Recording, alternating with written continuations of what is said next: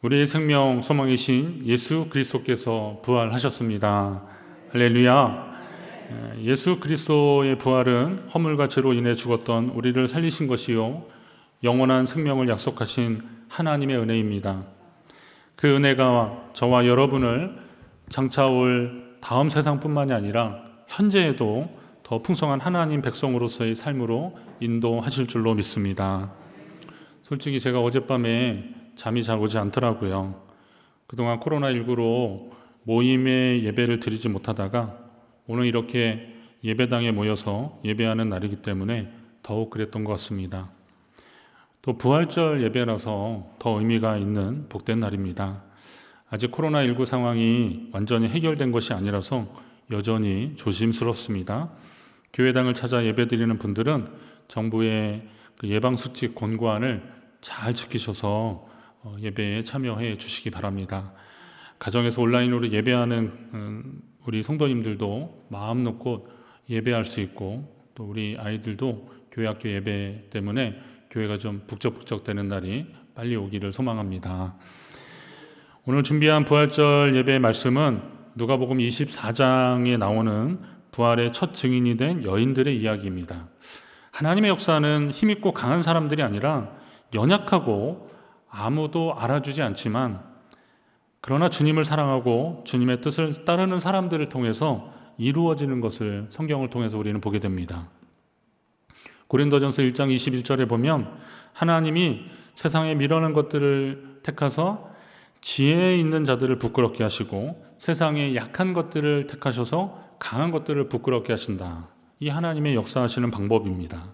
왜냐하면 그 29절에 보니까 누구든지 자랑하지 못하게 하려고 하나님 앞에서 세상 앞에서 내가 뭘 잘해서 그렇게 됐다라고 자랑하지 못하게 하려고 약한 것을 통해서 강한 것을 부끄럽게 하시는 하나님의 역사입니다.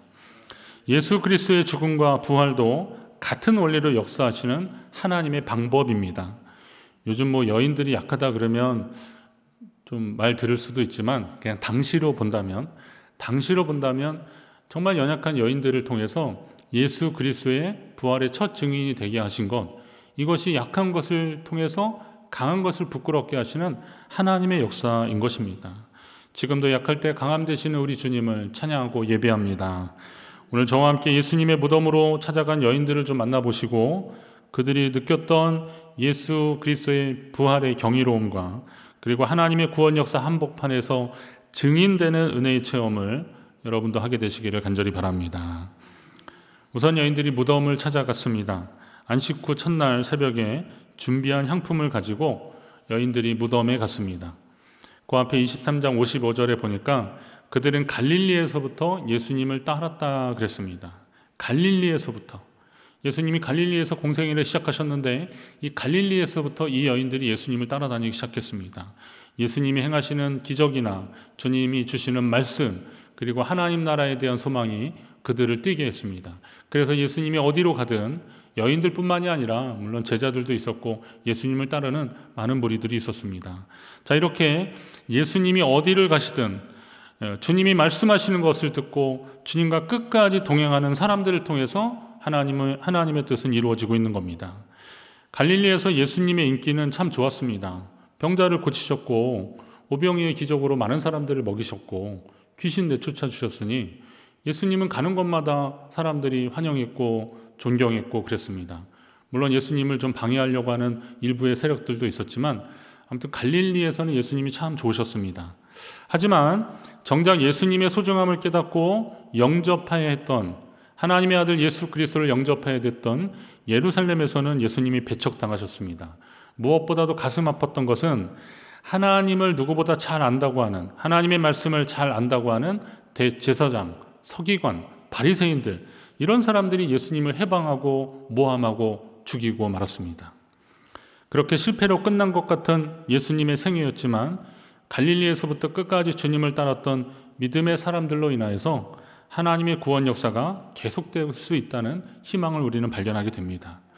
코로나19로 인하여서 모이는 예배가 힘들 때에 가정에서 온라인으로 함께하며 그리고 교역자들에게 그리고 서로의 안부를 물으면서 격려와 응원의 메시지를 보내주신 성도님들이 있었기 때문에 오늘 이렇게 다시 모여서 예배할 수 있게 되지 않았을까, 그런 마음이 듭니다. 여인들은 예수님의 시신에 바를 향품을 미리 준비했습니다. 향품은 시신에 바르는 물품이기 때문에 그걸 쓸 상황이 되었다는 것은 예수님이 이미 돌아가셨다라는 것을 의미하는 겁니다. 이미 끝났다 이거죠. 여기에서는 부활과의 어떤 연관성도 찾아볼 수 없습니다. 그러나 여인들은 예수님의 시신에 향품이라도 바르려고 미리 준비하는 그런 모습이 있었더라고요. 앞장 쿠반을 보면 예수님이 어디에 장사를 지냈는지를 유심히 보고 집에 돌아가서 향품을 준비했다 그랬습니다. 상상이 되십니까? 잘 보시면 이 여인들은 갈릴리에서부터 온 사람들입니다. 그러면 갈릴리에서부터 왔으면 그들은 예루살렘에는 자기 집이 없는 사람들입니다. 제가 집에 돌아갔다 그랬는데 성경 분명히 거기에는 그냥 돌아가서 향품을 준비했다, 그렇게 말한 이유가 있더라고요. 그들의 집으로 간 것도 아니에요. 예루살렘에는 그들의 집이 아마 없었을 겁니다. 갈릴리에서 왔기 때문에. 지난 새벽기도, 고난주간 새벽기도 주간에 그 베다니 이야기했는데, 베다니는 가난한 사람들의 동네라 그랬고 거기에 예루살렘에서 일하는 사람들의 거처가 있었습니다. 예루살렘은 뭐 지금도 수도 그러면 이렇게 좀 집값도 비싸고 그리고 또 돈도 없는 사람들은 거기에 집을 구하기 어렵고 방을 구하기 어려우니까 가까운 동네로 가는 겁니다. 이 베다니가 예루살렘 앞에 감람산이 있는데 그 감람산 기슭에 있는 그런 가난한 동네입니다. 여기서 밤에 자고 낮에 일하러 예루살렘으로 들어간 겁니다. 그만큼 예루살렘은 집값이 비싸서 이 갈릴리 사람들이 예루살렘에 거처를 마련하기는 쉽지 않았을 겁니다. 그럼 제가 이제 상상을 해보는 거예요. 이 갈릴리 사람들이 예루살렘에 있을 때 어떻게 있었을까? 비용이 좀 들 텐데 일단 뭐 시집 올 때 가져왔던 예물들을 좀 정리하지 않았을까요? 그리고 남의 집 빨래도 해주고 바느질도 하고 그러면서 예루살렘에서의 체류 비용을 마련했을 겁니다. 그리고 또 향품이 이게 좀 값어치가 나가는 물품이거든요. 그걸 준비하기까지는 그들이 얼마나 많은 것을 희생하고 대가를 지불했는지를 알 수 있습니다. 예수님의 비유 중에도 보면 감추인 보화를 발견한 사람이, 밭을 갈다가 감추인 보화를 발견한 사람이 돌아가서 자기의 모든 소유를 정리해서 그 보화가 있는 그 밭을 삽니다. 이 부분을 그냥 표면적으로 보면 그 밭 주인이 아니면 어떡하려고 그래? 그렇게 깜짝 놀라실 텐데요. 제가 그래서 그 배경을 한번 찾아봤어요. 그랬더니 그 전쟁이나 난리가 많았던 동네에서는 이 전쟁이 나면 이제 다 죽이거든요. 대적이 오면 다 죽이는 거예요. 진멸하다는 건요, 그냥 하나도 남기지 않고 다 죽이는 거예요. 그러니까 죽게 되니까 사람들이 다 도망가는 거예요. 근데 도망갈 때 재물이 많으면 또 그것도 관리하기 힘들잖아요. 그러니까 다시 올 것을 기약하며 땅을 깊이 파고 거기다 재물을 묻어놓고 보물을 묻어놓고 도망가는 겁니다. 그런데 돌아온 사람도 있고 돌아오지 못한 사람도 있죠. 시간이 좀 지나고 나면 그 밭의 주인이 또 바뀌기도 하는데 심지어는 밭 주인도 그 밭에 뭐가 묻혀 있는지 모르는 상황입니다. 자, 그러면 그 밭을 빌려서 농사를 짓는 사람이 뭘 하다가 땅을 파다가 그걸 발견했어요. 그럼 어떻게 해야 돼요? 자기 소유를 다 정리해서라도 이 밭을 사서 이 보화를 자기 것으로 만드는 거죠. 이게 예수님이 천국에 대한 비유를 할 때 그런 말씀을 하신 거예요. 진주장사에 대한 이야기도 나오잖아요. 제가 미얀마 쪽에 갔는데 미얀마가 좀 보석으로 유명한 데입니다. 근데 저는 봤는데 돌멩이에요. 잘 모르겠더라고요. 근데 목사님 중에 예전에 보석상을 하셨던 분이 계신데 그런 얘기 하시더라고요. 이걸 이렇게 비춰보시고 그러더니만 이게 커팅을 잘 하고 잘 다듬으면 좋은 보석, 정말 값어치 있는 보석이라는 거죠. 그러니까 원석이라는 거예요. 그러니까 저는 잘 모르지만 그 계통에 계셨던 분은 그걸 보시고 이게 얼마나 값진 물건인지를 바로 아시더라고요. 자, 그러면 진주장사가 극상품 진주를 보면 어떻게 돼요? 자기 소유를 팔아서라도 그 진주를 소유하려고 하는 겁니다. 그 가치를 알아보기 때문에 그런 거죠. 천국도 마치 이 가치를 알아보는 사람이 그만한 대가를 지불한다라는 것처럼 오늘 이 여인들도 예수님이 얼마나 소중했으면 예수님을 위해서 자기의 삶의 일정 기간들이죠. 이게 언제 끝날지도 모르지만 아무튼 일정 기간 동안 예수님을 위해서 투자한 거예요. 그리고 자기 소유를 팔아서라도 어떻게 하든 예수님께 뭐라도 좀 해드리고 싶은 그런 마음이 있었던 겁니다.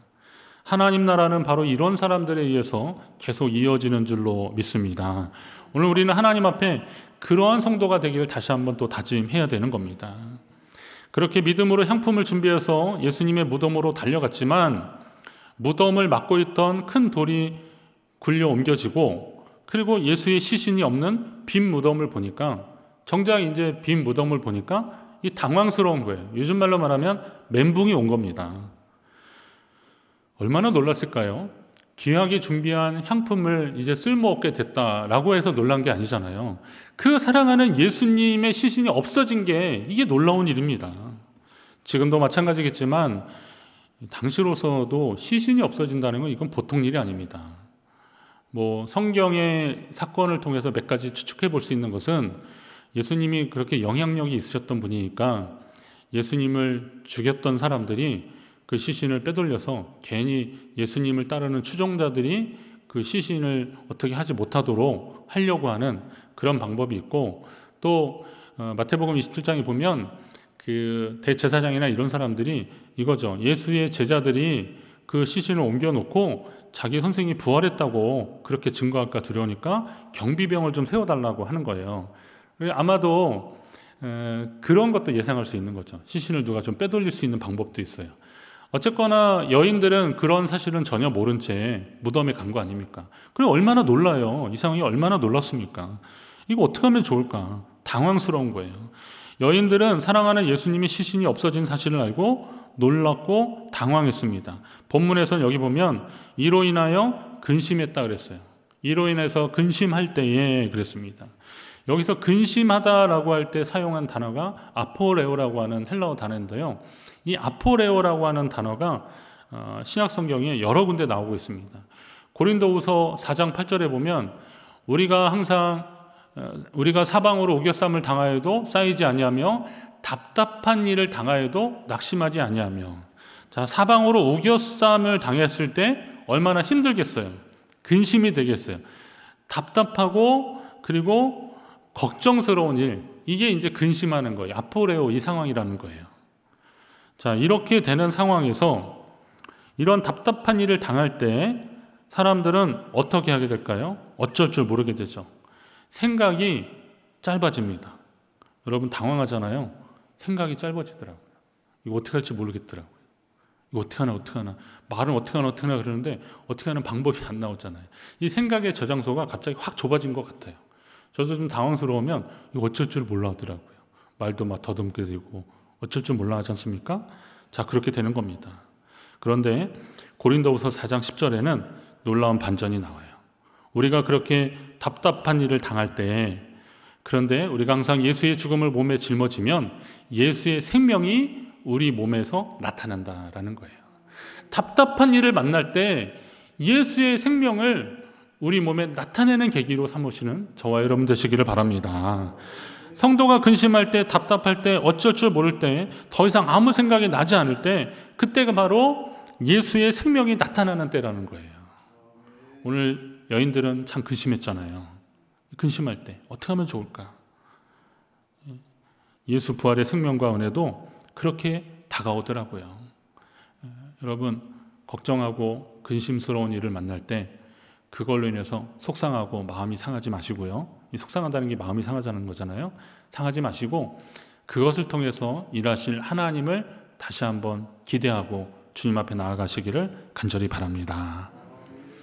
여인들이 그렇게 있는 상황에서 천사들이 흰옷을 입은 두 사람이 말하는 거죠.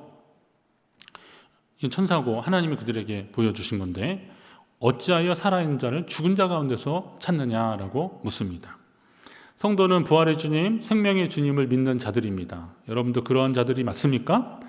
여러분, 생명의 부활, 우리 예수님의 그 부활의 사실을 믿으십니까? 그렇다면 오늘 이 질문을 여러분도 받고 계신다고 생각하셔야 돼요.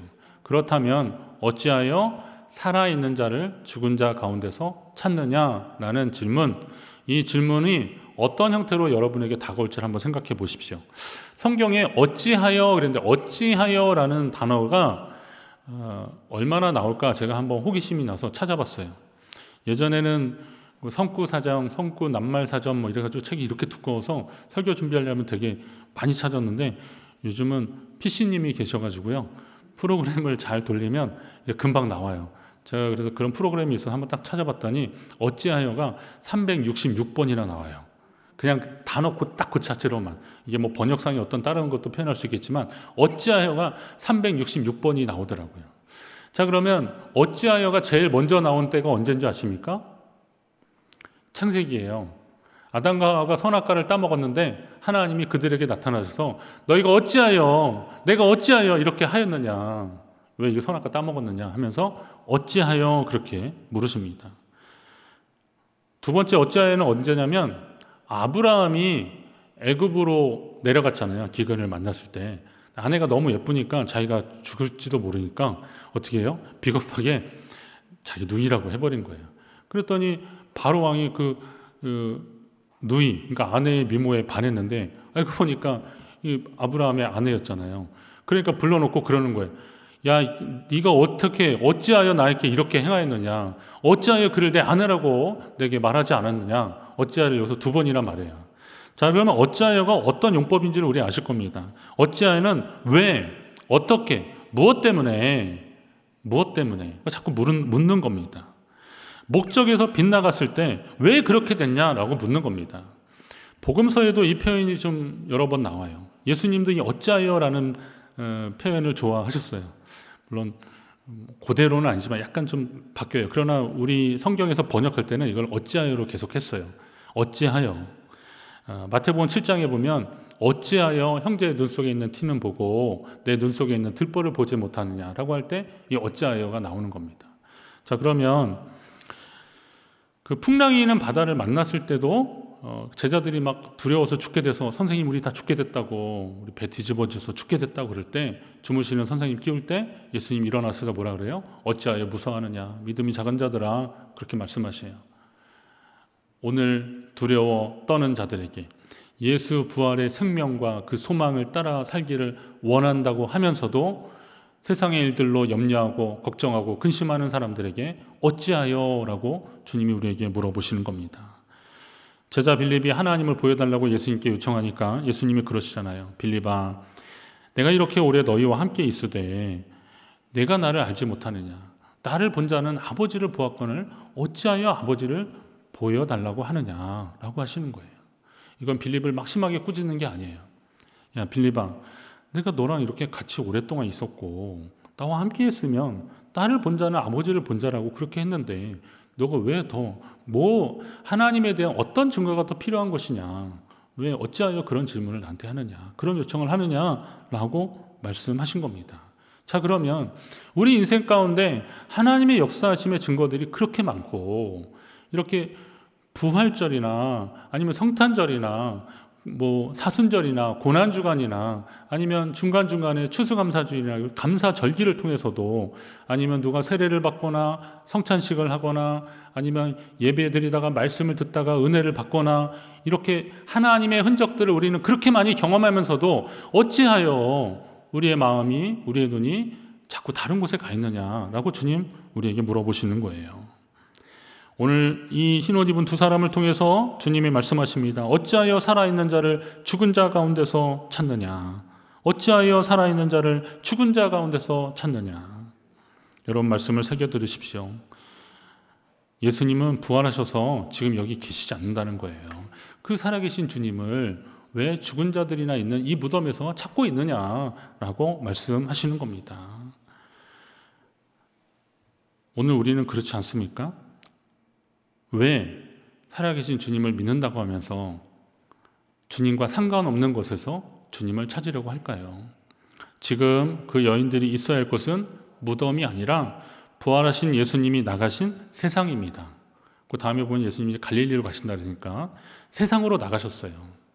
오늘 우리가 하나님 앞에 다시 한번 다짐해야 되는 부분도 바로 이것이죠. 예수 그리스도의 부활의 생명을 얻은 사람들은 우리가 있어야 할 것은 여기가 아니라는 거예요.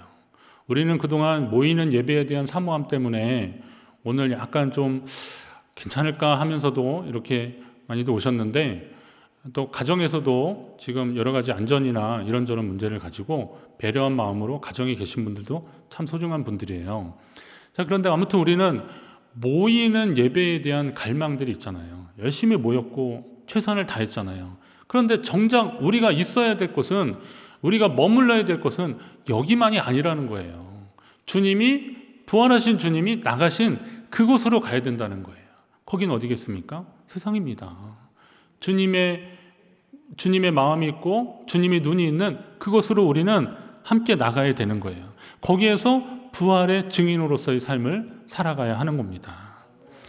예수 그리스도의 부활을 믿는 성도들은 예수 그리스도의 다시 사심을 증언하고 그 주님을 따라가는 하늘의 소망을 두고 살아가는 사람이라는 사실을 여러분 믿으시기 바랍니다. 그렇다면 우리는 꼭 필요한 부분이 아니라면 땅에 너무 소망 두지 마셔야 됩니다. 이 땅에 너무 미련 두지 마셔야 됩니다.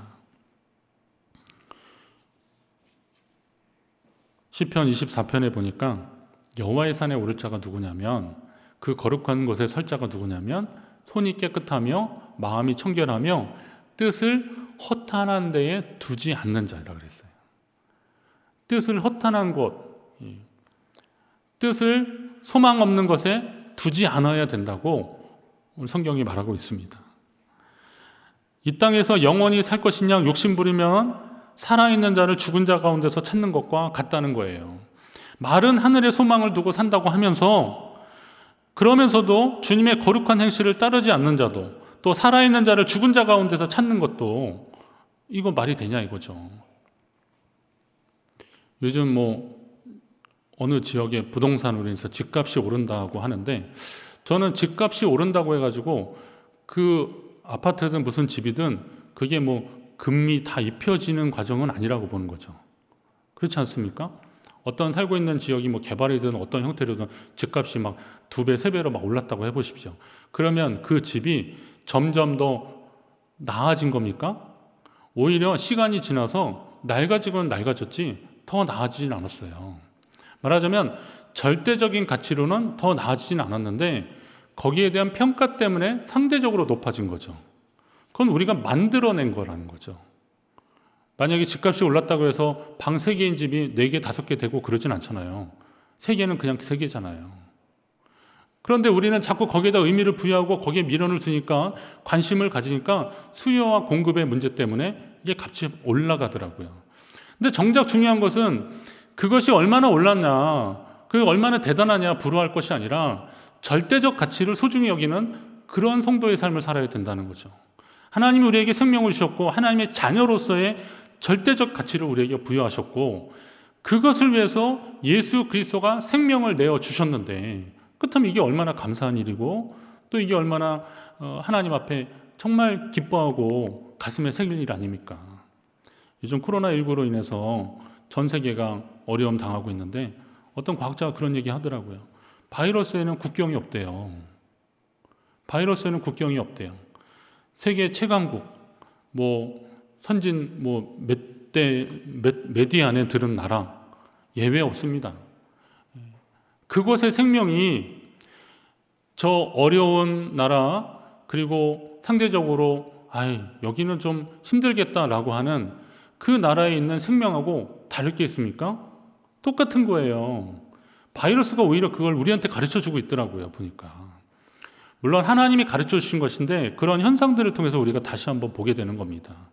그러니까 자꾸 그런 곳에 마음 두고 자꾸 그런 곳 따라가니까 우리는 이런 기회를 통해서라도 절대적인 가치의 소중함을 다시 한번 알고 하나님 앞에 돌아와야 될 것입니다. 고난주간 새벽기도 말씀 준비하다가 사실은 제가, 이건 그냥 여담인데, 과부의 두 랩돈 그 기사가 있잖아요. 내용이 있잖아요. 그래서 과부 검색하고 있는데 뜨는 게 뭐냐면 배우 신용균 씨 나오더라고요. 그분 데뷔작이 과부였어요. 60년. 근데 그 기사를 제가 이렇게 계속 따라가면서 읽다 보니까 배우 신용균 이분이 92세인가 그래요. 그런데 한 거의 10년 전에 자기 재산의 전부를 사회에 환원하겠다고 이미 선언을 했더라고요. 그리고 지금까지 쭉 살았던 거예요. 근데 그분이 어디 신문하고 인터뷰를 하는데 그런 얘기 하시더라고요. 자기가 제일 좋아하는 말씀이 뭐냐면 고린도전서 15장 10절인데 거기에 내가 나된 것은 하나님의 은혜로 된 것이다. 내게 주신 그의 은혜가 헛되지 아니하여 내가 모든 사람보다 더 많이 수고를 하였으나, 이게 사도 바울이 한 거지만 그러나 배우 신용규 씨가 한 거하고 같은 말이에요. 신용규 씨가 그 말을 따라서 한 거예요. 이분이 1년에 영화를 한 30편 이상씩 찍었더라고요. 대단했어요. 예. 자, 그런데 내가 많은 수고를 했지만 그것은 내가 한 것이 아니라 오직 하나님과 함께 하신 하나님의 은혜로다라고 했어요. 영화를 많이 찍거나 기부를 많이 하거나 그래서 사람들의 관심을 받아서 이런 인터뷰를 하더라도 그건 내가 한 게 아니라 하나님의 은혜로 된 것이다. 그러니까 내 인생은 후회 없이 하나님 앞에 그렇게 가기를 원한다. 이분이 아주 독실한 크리스찬이더라고요. 아주 그렇게 유명한 영화 배우라면 화려한 삶을 생각할 텐데 그렇지 않았다. 철저하게 절제하고 그리고 정말 모범적인 삶을 살았더라고요. 근데 그분이 마지막 말이 제가 쿵 했어요. 이제 내가 나이 90을 넘었는데 살아야 얼마나 더 살겠습니까? 그저 남은 거 다 베풀고 가면서 인생을 아름답게 마무리하고 싶습니다. 나중에 내 관 속에 성경책 하나만 넣어주시면 좋습니다. 그러더라고요. 목사님, 제가 그 기사 보면서 참 부끄러웠어요. 90이 넘으셨는데 평생을 하나님 믿고 믿음으로 살았는데 후회 없는 삶에 대해서 자부하고 그리고 그 많은 재산 다 기부하고 모교에도 막 기부하고 다 그랬더라고요. 보니까. 그리고 내 관에는 성경책 하나 넣어주세요. 그러더라고요. 저도 그냥 폼나게 내 관에는 성경책 하나 넣어주세요 이렇게 말하고 갈 수도 있겠지만 그게 그냥 폼나게 말하는 거하고 진짜 그렇게 품위 있게 산 거하고는 차이가 많이 나는 것 아닙니까? 여러분, 하늘에 소망이 있다면 이 땅에 너무 소망두면 안 됩니다. 그거 너무 따라가지 마십시오. 하나님이 여러분에게 주신 절대적인 가치, 생명의 가치를 소중히 여기십시오. 예수 그리스도의 부활 사건은 우리에게 그 생명을 다시 한번 일깨워 주는 거예요. 그 생명의 가치를 다시 한번 깨닫게 하시는 거예요. 그 은혜를 여러분 누리시기를 간절히 바랍니다. 빌립보서 3장 20절에 보니까 우리의 시민권이 여기에 있지 않더라고요. 우리 춘천시니까 춘천 시민이 주인입니다. 여러분 이 땅에서 주인 노릇 하시려고 합니까? 그러지 마십시오. 우리의 시민권은 하늘에 있는 줄로 믿습니다.